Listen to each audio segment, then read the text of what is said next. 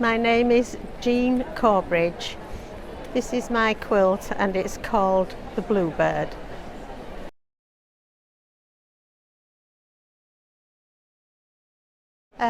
Well, I was watching last year the last night of the Proms on the television, and it's a female choir, and they sang Elizabeth Coleridge's The Bluebird, and it was so beautiful and so moving, and I just could see a quilt while they were singing it, so I decided I would make it. And it was a moment in time, because it's all about reflections and how fleeting this bluebird was. So I did the bluebird and the reflection in the water. If you read the poem and then the reflections in the water too, and I quilted it like moving water.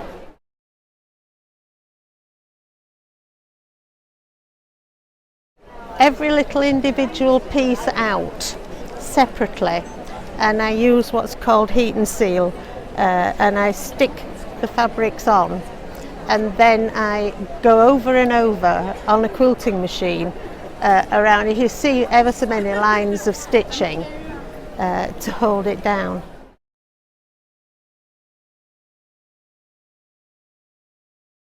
I used to teach and I taught lace making, and I used to make lots of lace.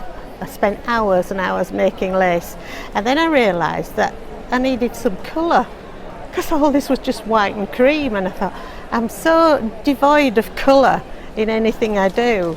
So I decided I just went on a one-day course for quilting, and then I was hooked. So I've been quilting since 1964.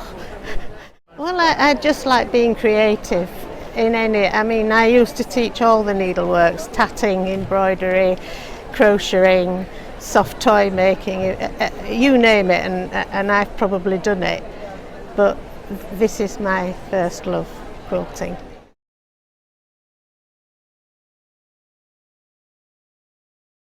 I had a theory that if I just cut out lots of little squares and bits of fabric, and I threw them in the air and I landed them on the floor, and then I'd look at what happened to all these little bits of fabric, and then I would pick out the little areas that I thought were nice, and I'd just stitch them onto a piece of backing fabric, and then made a square of them, and that's how I started.